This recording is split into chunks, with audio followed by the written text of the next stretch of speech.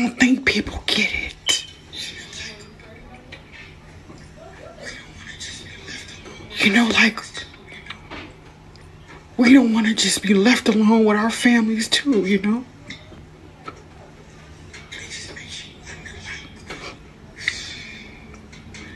It just makes you wonder, like,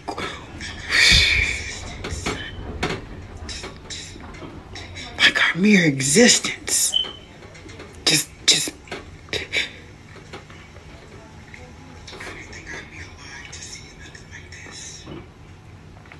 I didn't think I'd be alive to see nothing like this. Honestly.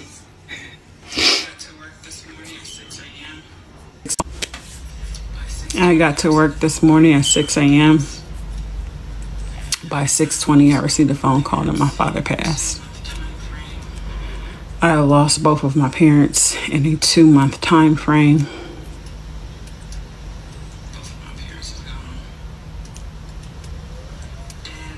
Both of my parents is gone. Dad, thank you so much for the apology, the remorse. Our last conversation was beautiful. Thank you for that. I'm numb.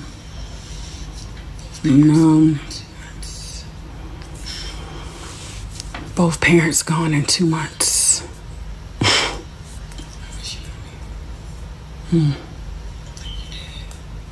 I miss you, Mommy. Thank you, Dad.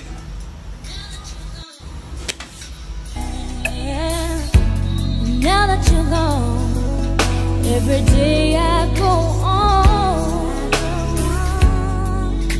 but life's just not the same.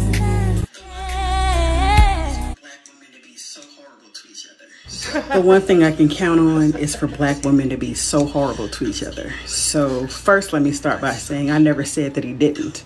I was giving you a different perspective on why some people don't.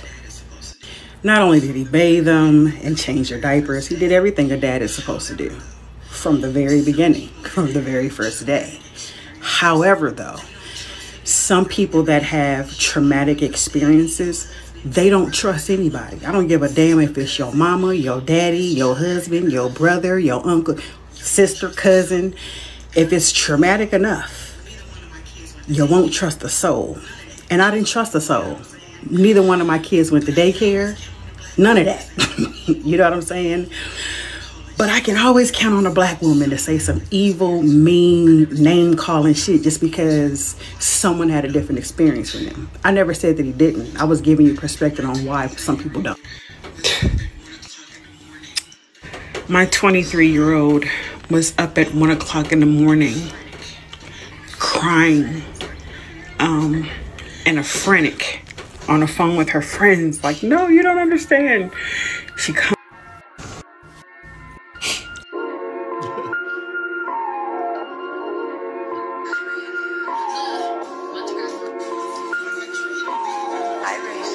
Look, want to grab your... Like, I truly don't think you guys understand when she means never been in the studio with him. Like, if I was really thirsty for fame, I could have sued for breach of contract because they did nothing, and I mean not a thing that contract said that he was supposed to do. Told a bunch of lies. I'm gonna take you to TikTok. I'm gonna take you to New York. I'm gonna none of it. And what's even more crazy is that people in the industry, they don't care about lying to your face. They don't care. He didn't care that he was messing with a minor's mind and emotions and dreams, and he didn't care about none of that. For whatever reason, for season 5, he hated season 5. I don't know if they forced him to do it. I don't know if that was like, okay, this is the end of the contract. I don't know what it was, but I was floored when he went in her DMs, was like, hey, yeah, I see you struggling. What? And it says she need artist development. Baby, she has had artist development since the age of 8 from Brooke Payne. The Brooke Payne. Her daddy and me, who were also trained by the Brooke Payne. So saying that Tyler Rain needed artist development at that time, when she was 16, she was doing right now what Victoria Monet and all of them are doing, and Doechii is doing. She was doing it at 16 with no artist development in his eyes. But baby, I hated the whole experience. Like, I tried to make sure every time we had a live performance that I had somebody there from the camp to film the live performance so that y'all can see it without all the weird ass edits, because whoever did the editing for the show, they clearly weren't into music, because they would edit and make it sound dumb, make the bars sound like they don't go together. Every time we had a performance that was open to the public, I had somebody there from my team filming the performance, because I don't trust your editing. Like, I truly don't think you guys understand when she means never been in the studio with him. My 23-year-old was up at 1 o'clock in the morning crying and a frantic on the phone with her friends, like, no, you don't understand. She comes downstairs and she's talking to me and her dad, and she's like, Dad, do you know, like, I have to learn how to protect myself even more. Like, I've got to learn how to be able to fight off men even more. She said, Daddy, like, what happens if the police pull me over with full immunity?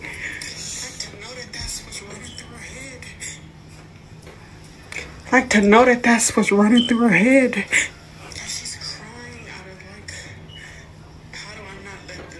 Like, she's crying out of, like, how do I not let this affect my life? How do I move on? How do I not live in fear? How do I, you know?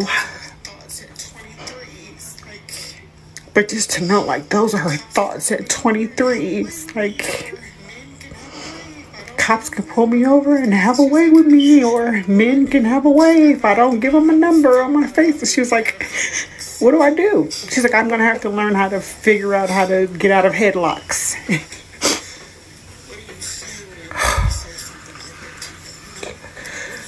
What do you say when your baby says something like that to you, you know? Like, what do you say? Other than to make sure that they're prepared. Like,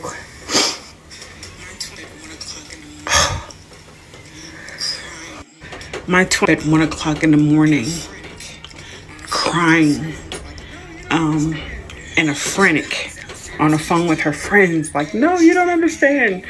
She comes downstairs and she's talking to me and her dad, and she's like, Dad, do you know men can have a 1 o'clock in the morning?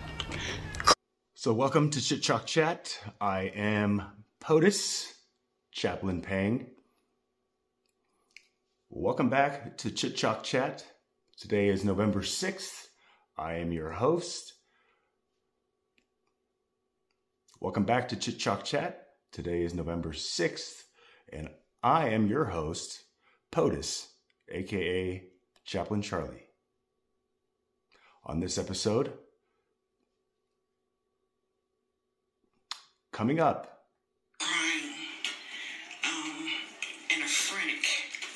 crying and a frantic on the phone with her friends, like, no, you don't understand. She comes downstairs and she's talking to me and her dad, and she's like, Dad, do you know, like, I have to learn how to protect myself even more. Like, I've got to learn how to be able to fight off men even more. She said, Daddy, like, what happens if the police pull me over with full immunity? See, I think the part that hurts the most is that all women will be affected by this. All of us, no matter what race we are doomed. Like, what happened to y'all? What happened? I am sitting here talking to my daughter about the events from last night. And this video is for white Americans that voted for Kamala. I hope I say this right. I don't know any other way to say it, but what made you guys see us as human? Or what made you not see us as animals? Like, what was it that happened in your life that didn't make you like them, that didn't make you hate us or not want anything good for us? Like, what happened? What happened? What happened to... I mean, I think the part that hurts the most is that all women will be affected by this. All of us. Now, when you say all women, are you including those who are feeling the same emotion of hurt and fear and numbness that our sister neighbor here is sharing with us? This is a very human moment for all of us. And I'm just one human being who, just based on all the adjectives or pronouns and nouns that were just kind of used just in our words. And where do our words come from? Our thoughts. Our thoughts become words, and our words become actions, and these actions become our behavior. And this behavior will eventually become our character, and then our character is what defines our destiny. Okay? Now, it also kind of recycles backwards. What happens when you reach your destiny? Are you just done? You know, like, for some, it feels that way. Like, I'm at the pinnacle of like everything that I wanted to do in life, and I'm only 23 or, 43 or however old, and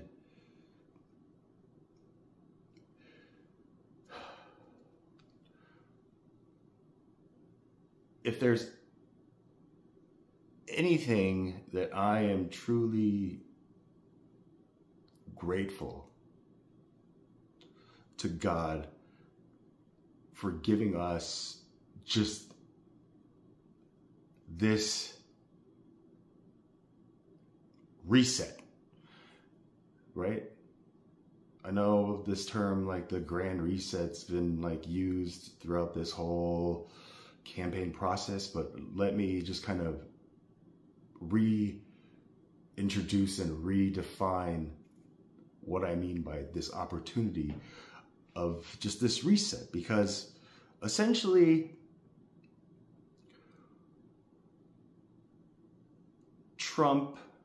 President Trump, as the 45th president, succeeding President Obama, who I personally will sit here and tell you straight from my heart that when I saw him,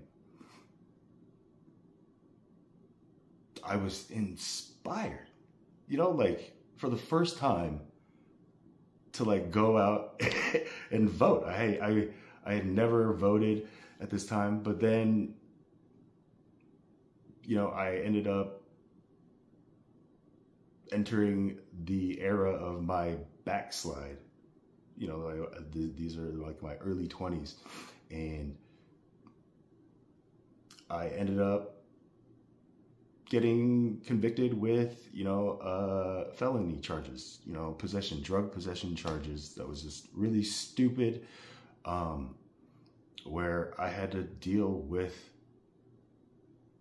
like a brand new horrifying experience for the very first time without like my parents around me in a whole new state, in the state of Sin City. I'm in Vegas. It's my freshman year of spring break in college, and me and my dorm mates thought it would be a good idea to like take a road trip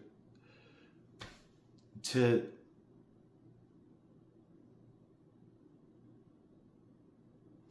just put ourselves in a much worse position than how it ended up turning out. And I just want to just kind of stop here and just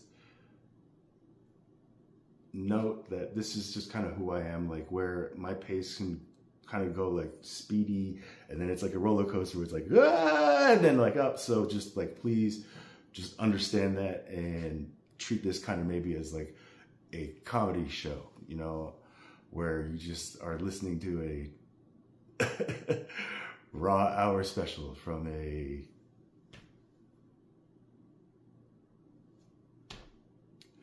silent comedian, where I say that because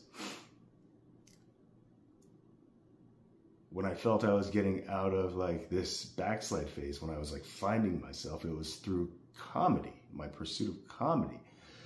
And again, it was this pursuit that was like my choice. It was my reset. I didn't want to go to college because I didn't know what I wanted to do.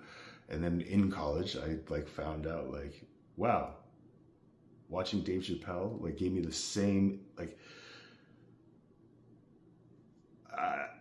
if I had to like explain it in a scientific language, I would say like, this is like the energy that just like, I felt from just like his mass, and that meaning just like his presence, you know, like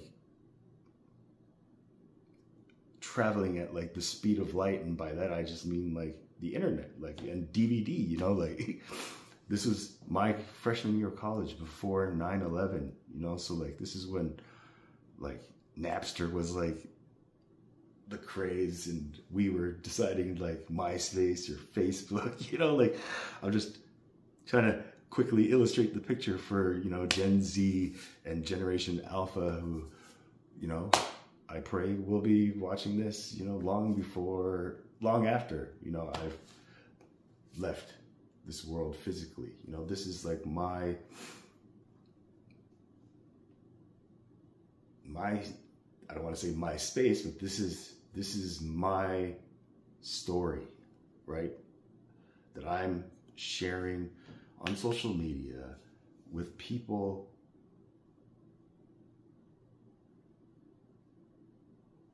I feel a connection with, you know. And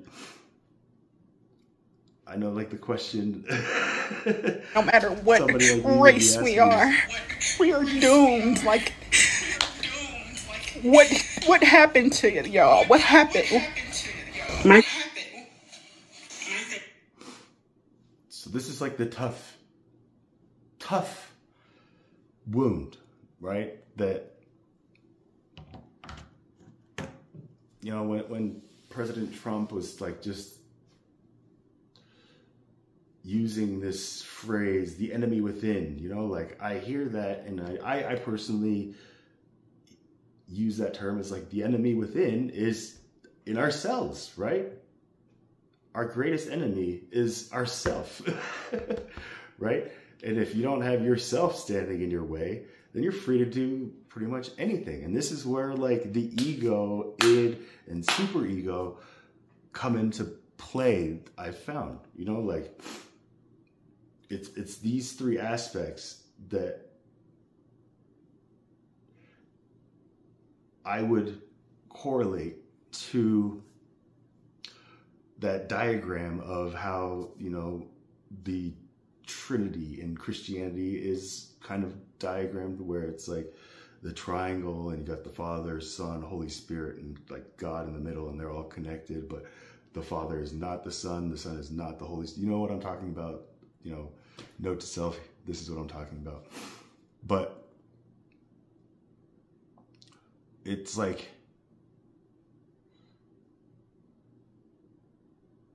I hear this language and I'm just grateful that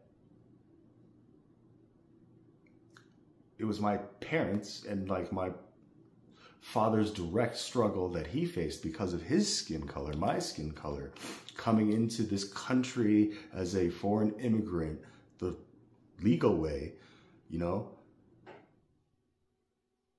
to make something of himself inspired by the American dream. Like, the American dream was a very powerful thing to the world. Like, if I could make it there, then I can make it anywhere, but then I got to make it to there, right? So it's like, it was a lesson for my father to like learn how to plan priorities, you know? And like, it's just, you ask like specifically, not any part of how people would probably identify me, but this is where I just tell people who know me, like, all my life, I've always found out that like, it's just human nature for us to see another human being and just automatically make like at least 3 or more judgments or assumptions, or, you know, whatever you want to call it. We have 3 like things that we just automatically see first, you know, like if it was a Rorschach test or like, you know, the ink blot test, like, what do you see? It's like, oh, I see somebody who's not my same race, who's not my same sex or gender, you know, political party, perhaps, you know, like adults, you know, like I'm not a parent, you know, and you got a parent. Like, it's just automatically off the bat, I know this about you, my neighbor sister, and I'll just call you, you know, PWL for just anonymity and stuff like that. But I just hope that you know that I'm kind of speaking to you right now, because your message truly did resonate with me, even though I wasn't, you know, mentioned in the context of your target audience. The thing is, what happens when certain laws are reversed or passed or done away with, and the signs go back up, whites only restaurant? Okay, so now this is where we're starting to just like open the door and, you know, take a sneak peek. At least this is how I felt, you know, like this was my sneak peek into the door of like, you know, if we were like children, it's like, there's monsters in my closets. It's like, let's see, you know, I'm taking in here, you know, and I don't want just my use of like monsters in the closet to like take any kind of start any light switches flicking on, like, you know, when I talked about what we do with other people. Just kind of be in the moment with me, guys, okay?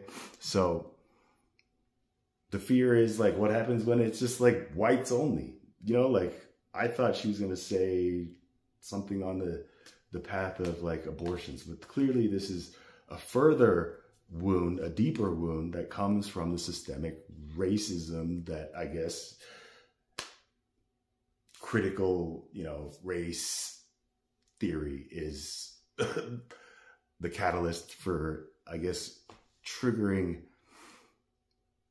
this emotion in so many of our fellow American neighbors, you know, in this country. Hispanic only restaurant, like Hispanic only restaurant, like what?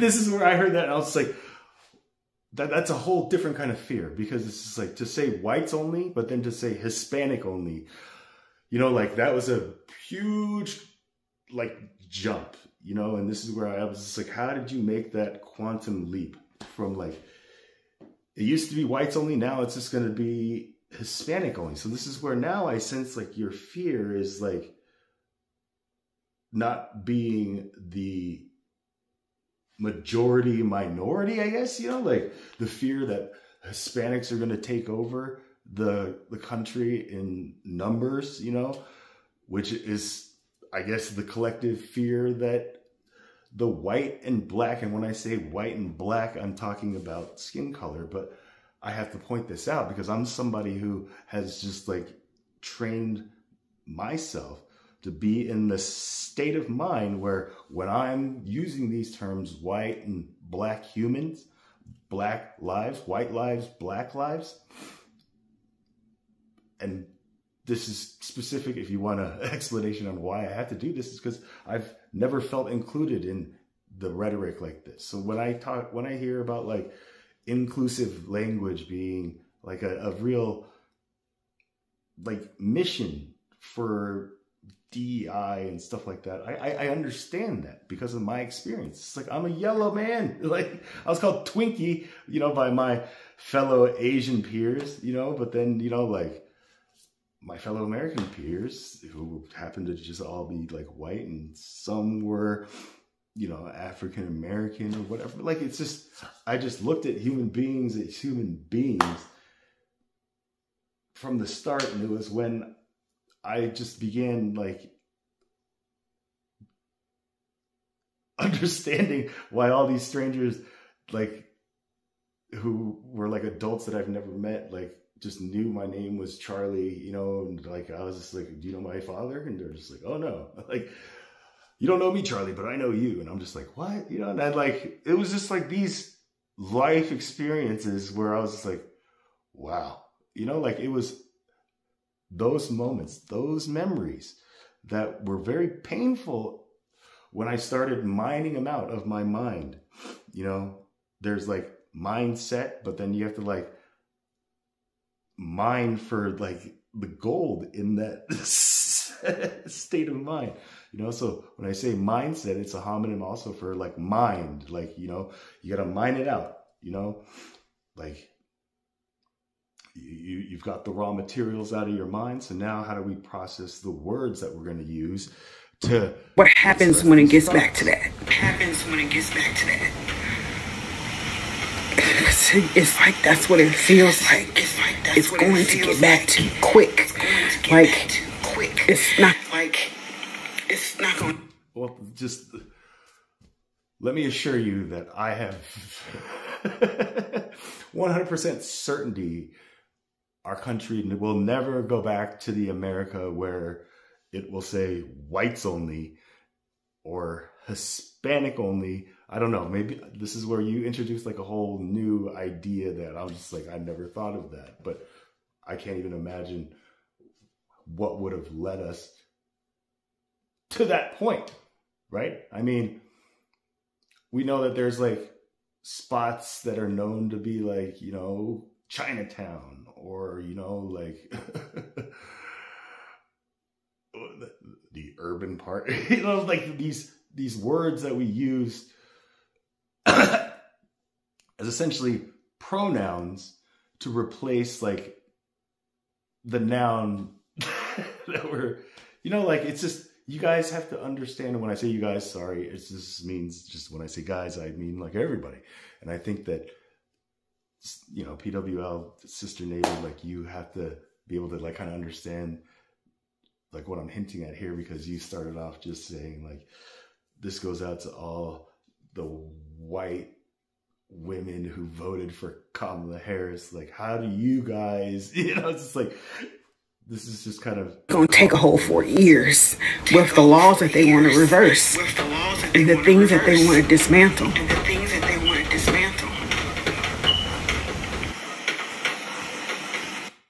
So this is where you're using now they, right? And so this is where my pronoun is he, him, and they, and I say they because when people say like they're the ones, it's just like, okay, well, I don't know where I fit into this. So it's just like, am I part of the we? Am I part of the they? You know, I've always had to identify as both. So this is where I kind of felt like blessed throughout this whole 7 years of tribulation for me personally, that it was truly like God and, you know, scripture that guided me and helped me through this moment. And I hope that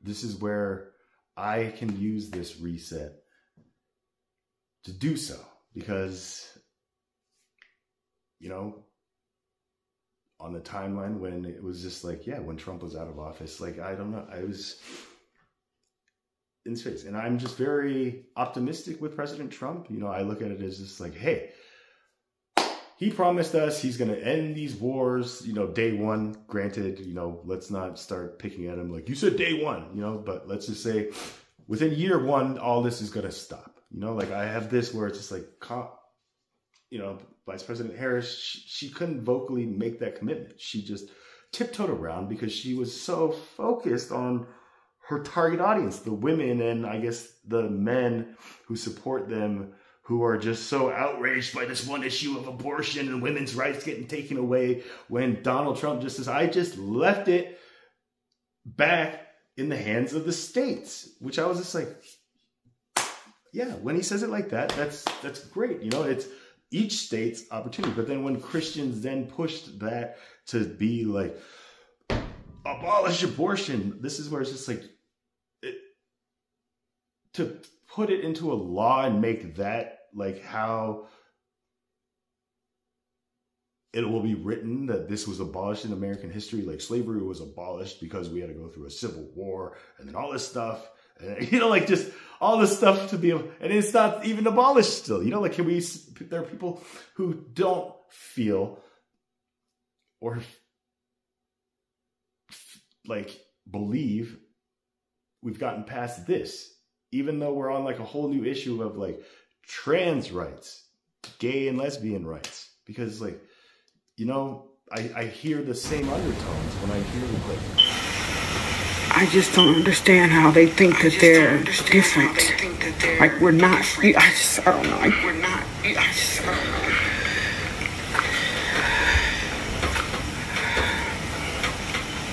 It's like all we can do is pray, for real.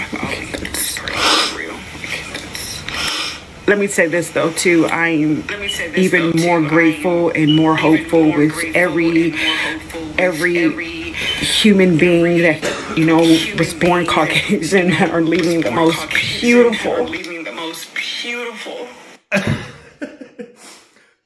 So here's where I'm just like, okay, well, I can identify with this. I'm Asian and I'm a male, so yeah. Can I identify as just like a Caucasian just to like, I guess, wedge my way into this human moment. Beautiful messages or DM me. I'm hopeful. I'm extremely hopeful, and thank you for all of everyone that's DMing me and that's open to having conversation, and we're learning from each other. Thank you. I want to keep doing that. And this is where I was trying to like really make my channel Chit Chalk Chat like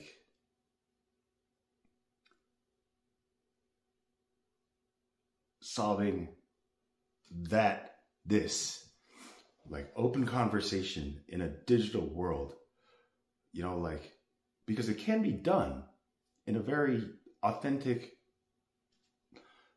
direct way if we use it right. You know, my father told me social media was like the invention of the knife, you know, like the first human being who invented the knife and introduced it to their tribe members, like say, yep, here you go, use this to like, you know, cut, you know, stuff, use it as a tool, or did the first person say, I have this, I rule, you know, or did they say, everybody get one of these, we're going after them? You know, like, it's just, what was the intention? And that's how I kind of learned, like, that was what all these different platforms were. Facebook is like a tool. Snapchat is like, like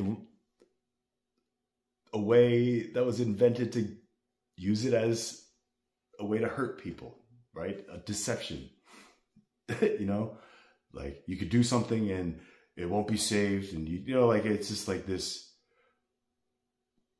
false sense of security that ended up blowing up in a lot of people's faces, you know, right? So it's just like, let's learn from these past decades, right? Like, learn that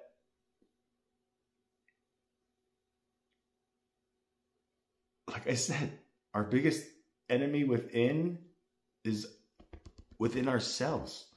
And this is where I'm grateful to see just like all the public Democratic figures and stations be like, hey, look, we concede. This is what the American people want. Then, you know, we'll accept it. And to me, that was the hope that they are also embracing and,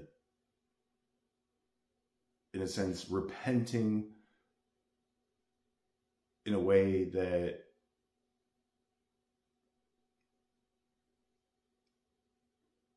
you know couldn't be this way without God Almighty not watching over just Trump, but just over all of us, over, you know, like, and so this is where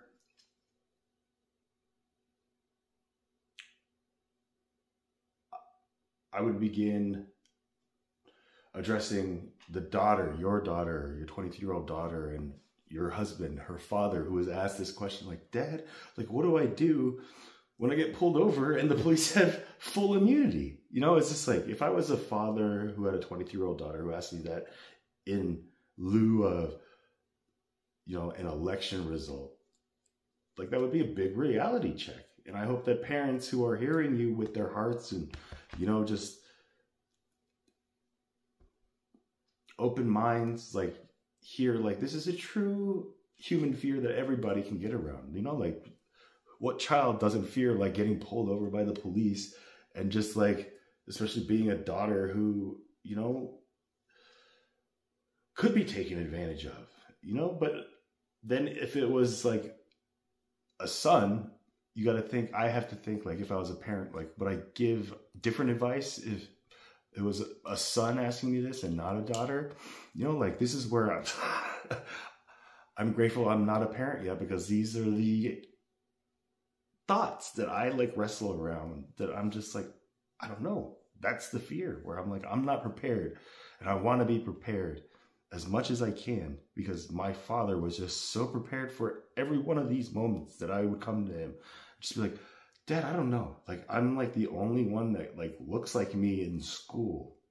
You know, and I didn't know how to say it, but it's just like, I just don't feel like I fit in, you know? And this is, like, just speaking, like, Korean. There was a huge language barrier for me, aside from the racial, you know, contrast amongst my peers. So it was just like, my father just told me, like, look, Charles, you're an American, and, like, you are no different from any of them. You know, you're an American just like them. So if anybody tells you, like, you're not an American, you tell them you're an American just like them. You were born here, okay? You know, like, just the advice that he gave me was just so simple and to the point and directly perfect that I just was like, thank you. And what about my life? And I ended up just, like, taking ESL classes through elementary school. You know, I had attended, you know, there was AM and PM sessions, so my parents couldn't afford daycare, and they trusted the public system, you know, in the village. You know, like, it takes a village. Like, you know, like, I grew up in a very opportunistic environment where a lot of my peers today have thrived very well, and a lot of them have not. And so many of us are just lying in the middle. Just like anybody I would meet would hopefully be able to say, like, yeah, I can relate to that. Like, I know what you're saying, right? Like,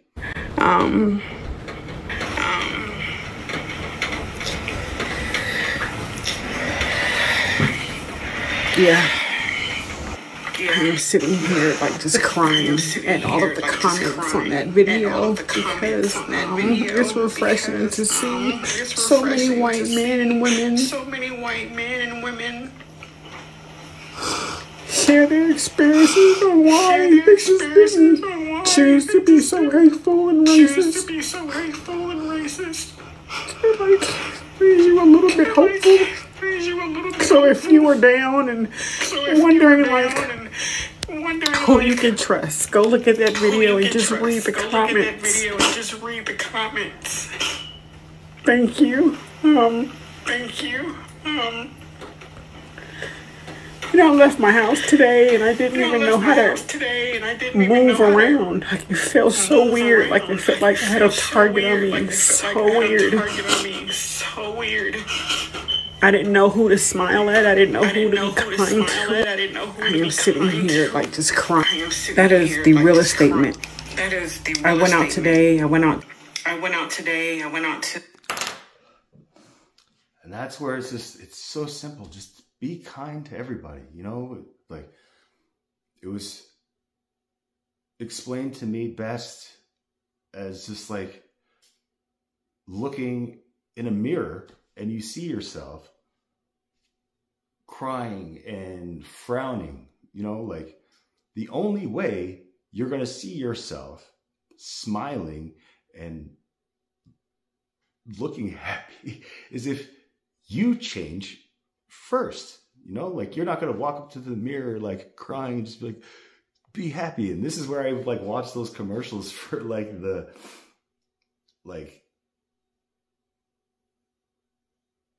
medication for depression, you know, like where they like use the analogy of just like, this is how it feels to be like depressed, you know, like you're putting on this smiley face avatar when like behind it you're just like this, you know. But that's where I'm just like, wow, you know, like, I don't know. it was just one of those, if a picture that says 1,000 words, like it was just seeing that where I was just like, you know, I've been depressed, but have I ever felt like I was putting on a different face? And I was during my comedy years, you know. And like I said, getting out of that life, it was so fearful for me because it was about 23 when I was your child's age. And I was just like, this is what I want to do, but I have so many fears, you know, like,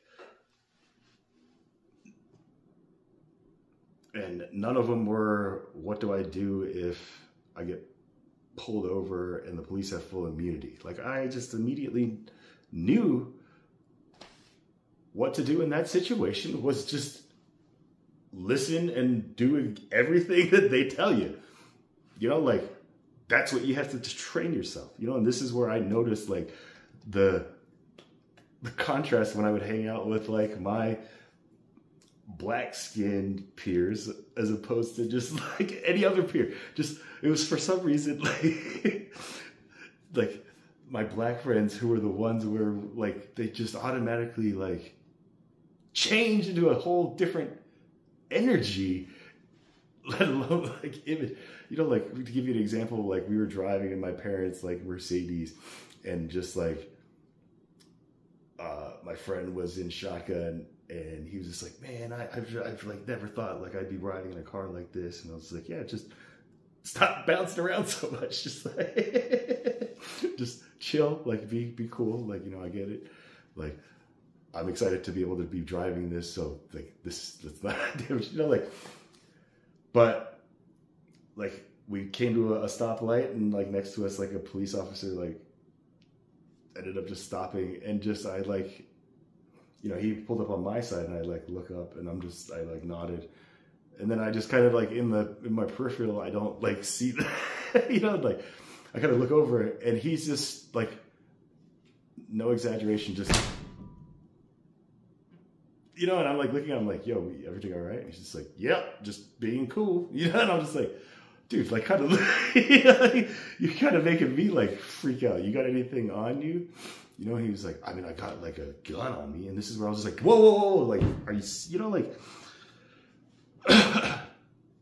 so this is where I had to like stop, and I'm just like, dude, like just chill out, you know, like, and everything just happened to just go by copacetically, like, you know. And he chalked it up to just like, I can't believe that, like, that happened, dude. Like, that's never happened to me. Like, it must be because you're Asian. It was always because I'm Asian, you know? Like, that was, like, the miracle that was the explanation for all like my black peers on why this is happening to me, but not like when I'm not like, you know, I was just like, I don't know, is it because I am Asian? You know, like they were like, you know, like I never had to get into a fight, and I learned that it was because I was Asian. Everybody looked at me and assumed that I knew martial arts to a point where I do it very well due to like just how I presented myself. It's like you just walk like very gracefully and just like you just seem like somebody who knows martial arts. And I was like, I mean, I'm not going to argue with that, bro. Like if that's what you think about me, I'm not going to lie.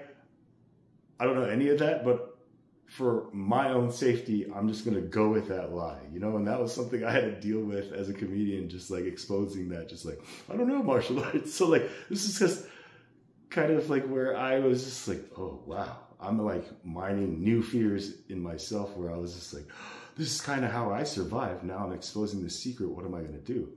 You know, like, I hope you can understand the connection that I'm making between us here using this part of this story, because I know this is just very off the wall, and I hope that if you guys are following me to this point, you know, thank you to the gym to go walk. And I just couldn't smile at anybody. I didn't know who to trust.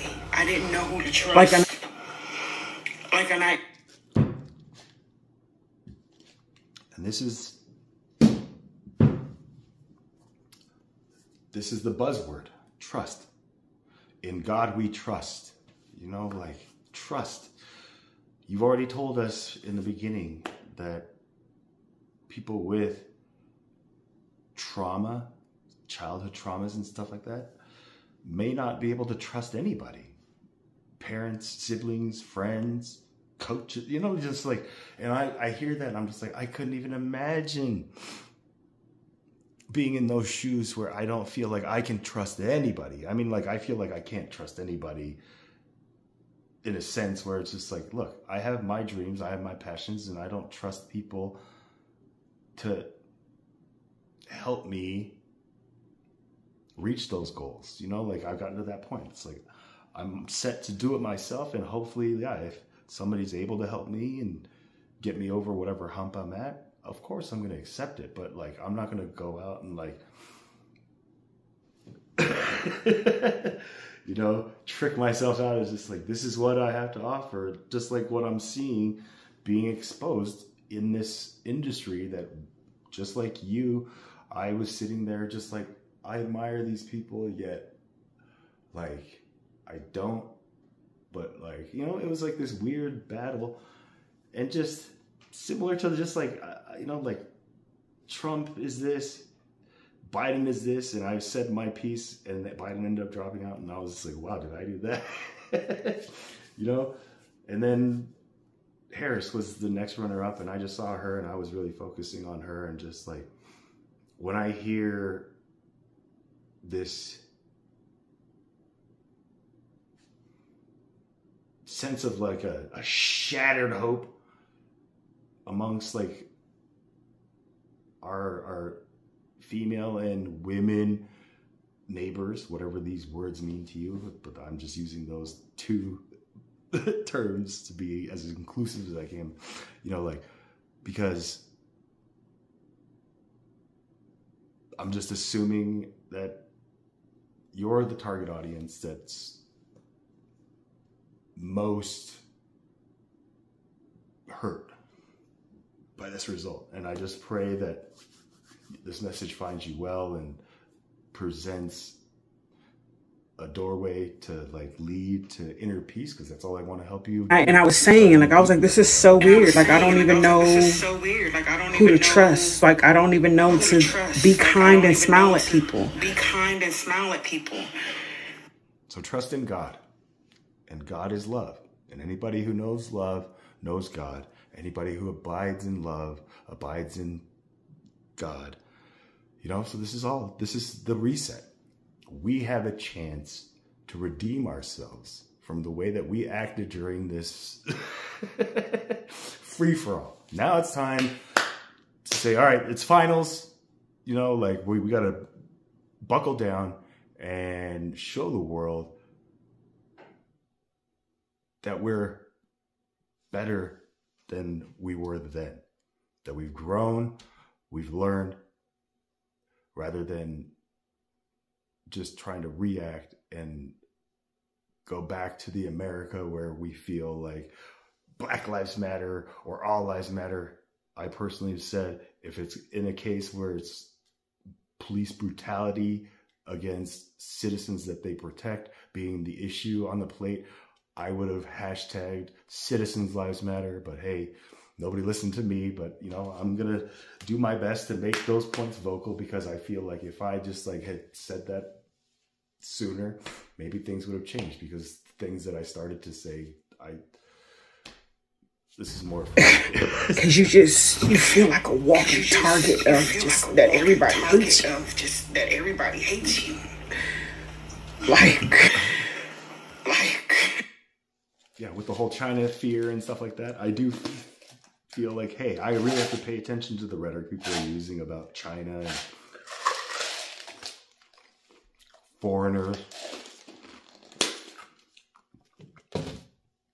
Because when I saw a TikTok video of a, you know, black neighbor out in New York, I think, in a McDonald's or something, yelling at like an Indian neighbor, just like, I'm sick of you foreigners coming into this country. And I was just like, oh my God, like, oh.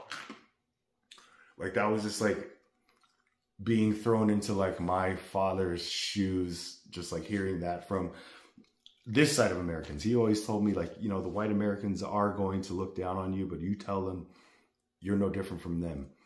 But then like, I don't have like this, this racial animosity against, you know, the African American tribe members, because I grew up in a neighborhood where my neighbors were, you know, high schooler Iman and Cinnamon, like they were just from a black family. They were my babysitters, you know, and they were great to me. And so like all my memories and experiences with my black fellow human beings has always just been more positive than just like any negative situations, like the situation where I'm like driving and I find out this kid has a gun and he's like bouncing around, you know, like I just think of that and I'm just like, dude, yeah, no, definitely don't bounce around. And if you're going to be with me, my rule is don't carry guns. Like, I'm not about that, you know, and like, well, we can touch on that next time, but just change the way you look at things, and the things you look at will change. And if you change the things you look at, the way you look at things will change. So do one of these and I'll just kind of be watching, praying for you, and just, I'm here with you, you know, and through the grace of God and the love and humanity, I have full faith and trust that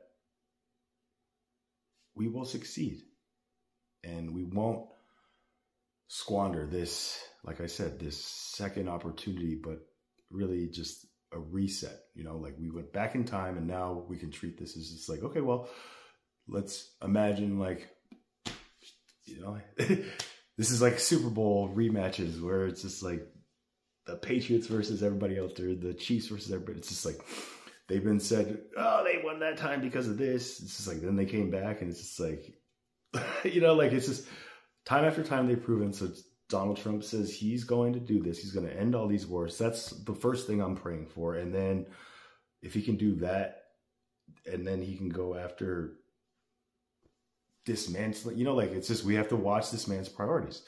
And I hope that just everybody on the Trump train who was just excited, you know, I'm watching you guys, just, you know, like don't be throwing it in our face or anything like that, because that's only going to spark it more. And I'm going to do my best to just check people, especially when I see, you my fellow colleagues who... Oh, it's me. I'll probably lose some followers for this too. And that's okay. I would hope that you wouldn't, but I mean, it's all alright. If you don't like who I'm voting for, that's fine. It's 100%. That's fine. I know a lot of us are sad, scared, and angry right now, and rightfully so. And that's okay. I would hope that weird 4 years for us. I mean, it's all alright. But if you don't like bottle that down, that's fine. It's let it brew, let it fester. And come Thanksgiving, dude, and you sit across the table, your slack-jawed yokel of a family that voted again, no matter what happened, right? No matter who we elect, show all that fury. I just hope it's a side of fucking stuffing down their throat. Never be invited back. So good luck. Stay safe. Love violently. Good luck. Stay safe. Love violently. Love violently. That's not the answer. So I just pray that, again, this message and my words find you well and resonate as much as yours did with me. And I pray that we just help neighbors like my good friend Garrett Waller over here just kind of see the error in just like their free use of the First Amendment. Just like, just stop being so hypocritical. Man up. You're a father. Like just act like a man. Stop acting like the man-child that everybody acted like. So that's my mission for this next year of my first term as POTUS. And that's POTUS standing for Person Out to Unite Society, Souls, States, whatever you want to use that acronym for. But thanks for watching this long, and I will see you on the next episode. Remain blessed.